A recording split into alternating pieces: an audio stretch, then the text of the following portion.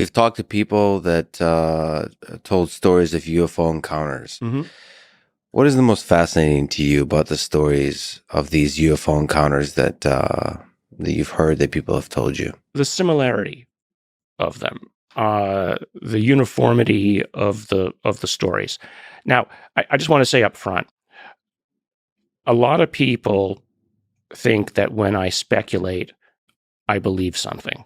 Right. That's not true, right? Speculation is just creativity. Speculation is the beginning of hypothesis. None of what I hear in terms of the anecdotes do I necessarily believe are they true. But I still find them fascinating to listen to because at some level, they're still raw data. And you have to listen. And once you start to hear the same story again and again, then you have to say, well, there might be something to it. I mean, maybe it's some kind of a Jungian background in the human mind and human consciousness that creates these stories again and again. And it's coming out of the DNA. It's coming out of that pre-programmed something. And Jung talked quite a bit about this kind of thing, the collective unconscious. But actually, one of the most interesting ones I find is this constant message that you're not taking care of your world. And this came long before climate change. It came long before many kinds of, let's say, current day memes around, taking care of our planet, pollution, etc. And so, for instance, perhaps the best example of this, the one that I find the most fascinating, is a story out of Zimbabwe. 50 or 60 children one afternoon in Zimbabwe. It was a well-educated group of white and black children who at lunchtime in the playground saw a craft. And they saw little men. And they all ran into the teachers and they told the same story and they drew the same pictures. And the message several of them got was, you are not taking care of your planet. And it got, there's actually a movie coming out on this episode. And 30 years later now, the people who were there, the children who've now grown up, say it happened to us. Now, did it happen? Was it some sort of hallucination, or was it an imposed hallucination by something? Was it material? I don't know. But these kids were 7 to 10 years old. You see them on video. 7 to 10-year-olds can't lie like that. And so, whether it's real or not, I don't know.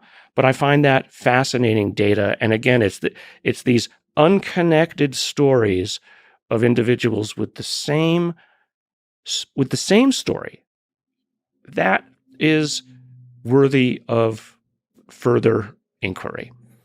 Yeah, so here we are, humans with limited cognitive capacities, trying to make sense of the world, trying to understand what is real and not. We have this DNA that somehow in complex ways is interacting with the environment, and then we get these novel ideas that come from the populace, and then they make us wonder about what it all means, and so how to interpret it. If you think from an alien perspective, how would you communicate with other lifelike organisms? You perhaps have to find endpoints on this interaction between the DNA and its manifestations in terms of the human mind and how it interacts with the environment. So get some kind of, all right, what is this DNA? What is this environment? I have to get in somehow, right? To like interact with it, to perturb the system to where these little ants, human-like ants, get like excited and figure and see stuff something out. Yeah, right. yeah, and then somehow steer them. First of all, for investigative purposes, understand, like, oftentimes to understand a system, you have to perturb it. Exactly. You have to like poke at it to get they get excited or not. And then the other ways you want to, if you worry about them, you can steer in one direction or another. And this kind of idea that we're not taking care of our world, that's interesting. I mean, that's comforting. That's hopeful, because that means the greater intelligence, which is what I would hope, would want to take care of us. Like we want to take care of the gorillas in the national parks in Africa. Yeah, but we don't want to take care of cockroaches. So there's a line we draw. Yeah. So you have to hope that... Right now, we're a bunch of angry monkeys. And, maybe whatever these intelligences are also keeping an eye on us. That you don't want a bunch of, you don't want the angry monkey troop stomping around the local galactic arm. Do you think these folks are telling the truth? Do you think they saw what they say they saw? I think they saw what they said they saw, but I also think they saw what they were shown.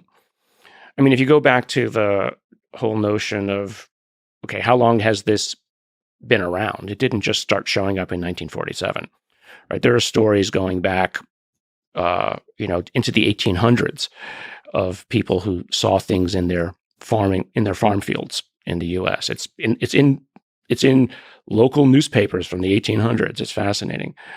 But if you can go even further back, so to your point of how would you, as a higher intelligence, represent yourself to a lesser intelligence? Well, let's go back to pre-civilization. Maybe you show yourself as the spirits in the forest, and you give messages through that. Once you get a little bit more civilized, then you show yourself as the gods. And then you're God. Well, we don't believe in God anymore necessarily. Not everybody does. So what do we believe in? We believe in technology. So you show yourself as a form of technology, right? But the common thread is you're not alone. And there's something else here with you. And there's something that's, as you said, watching you, and at least watching over your shoulder. But I think that, like any good parent, you don't tell your student everything. You make them learn. And learning requires mistakes, because if you tell them everything, then they get lazy.